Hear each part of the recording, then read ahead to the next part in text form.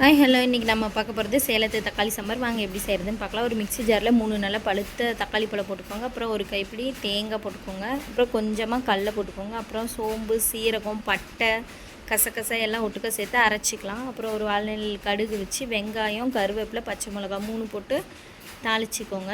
நல்லா அது வணங்கினதுக்கப்புறம் வணங்கிறதுக்கு உப்பு கொஞ்சம் ஆட் பண்ணிக்கோங்க. உப்பு கொஞ்சம் ஆட் பண்ணி வணங்கிட்டு நம்ம அரைச்சி வச்சுருந்த பேஸ்ட்டும் ஊற்றி நல்லா கலந்து விட்டுக்கலாம். கலந்து விட்டுட்டு நான் வந்து வீட்டில் அரைச்ச குழம்பு மிளகாத்தூள் 1 ஸ்பூனும், கொத்தமல்லி தூள் 1/2 ஸ்பூனு, கரம் மசாலா 1/2 ஸ்பூனு, கறி மசாலா 1/2 ஸ்பூன் போட்டேன். அதுக்கப்புறம் கொஞ்சம் மஞ்சத்தூள் எல்லாம் போட்டு கலந்து விட்டுட்டு தேவையான அளவு உப்பு போட்டு எவ்வளோ தண்ணி வேணுமோ அவ்வளோ தண்ணி ஊற்றி நல்லா கொதிக்க விட்டு நல்லா வேக வச்சு புதினா தலை தூவி இறக்குனோம்னா நம்மளோட தக்காளி சாம்பார் வந்து ரெடி ஆகிடுச்சு. இந்த வீடியோ உங்களுக்கு பிடிச்சிருந்தால் லைக் பண்ணுங்கள், ஷேர் பண்ணுங்கள், கமெண்ட் பண்ணுங்கள்.